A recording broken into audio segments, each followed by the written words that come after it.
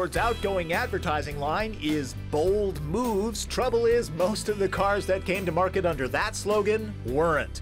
Now the folks from the Blue Oval present Flex. This ought to wake up the neighbors. Intended to take the place of the Windstar minivan, this rig is a big deal, especially in size. Since it seats up to 7, its competitors are vehicles like Highlander, Pilot, GMC Acadia, but Flex looks nothing like any of those. Think gigantic Scion XB, or with the optional painted roof, an XXL Mini Cooper.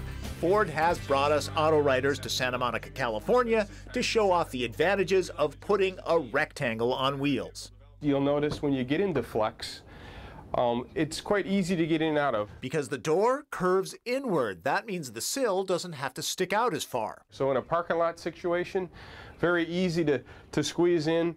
And it also, a secondary benefit is it keeps your pant legs clean because the door actually seals off to the bottom of that rocker. It stays nice and clean and it's easy to get in and out of.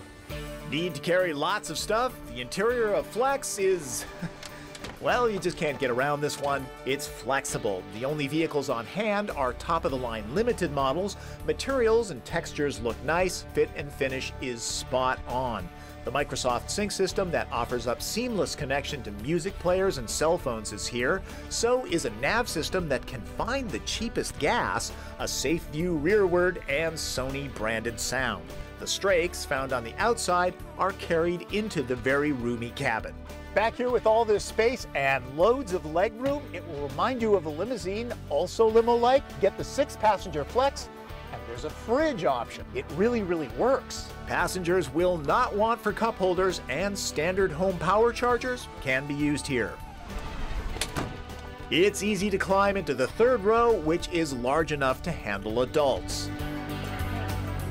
On these events, we're always paired up with another journalist. So I noticed you write for the Hollywood Reporter. Any stars you could see in this?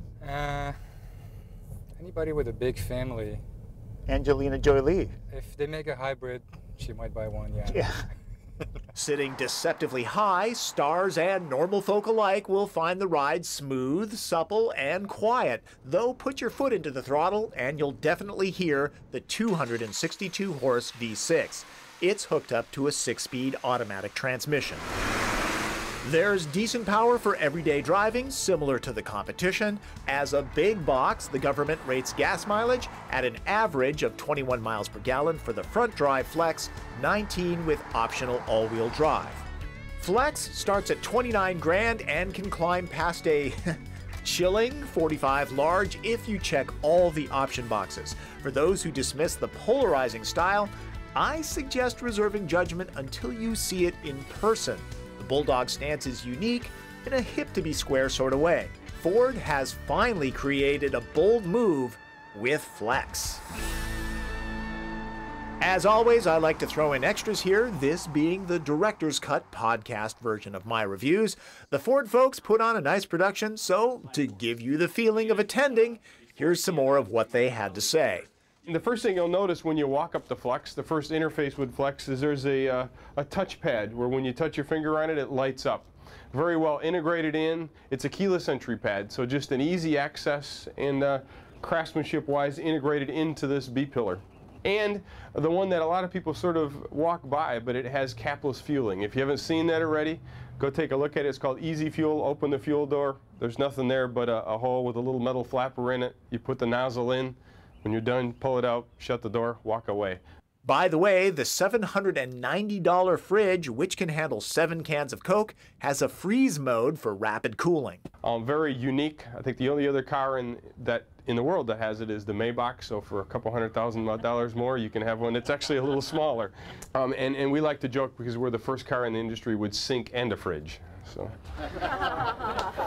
That's my initial opinion on the Ford Flex. If you want a longer review, go to the website www.nwcn.com/autos.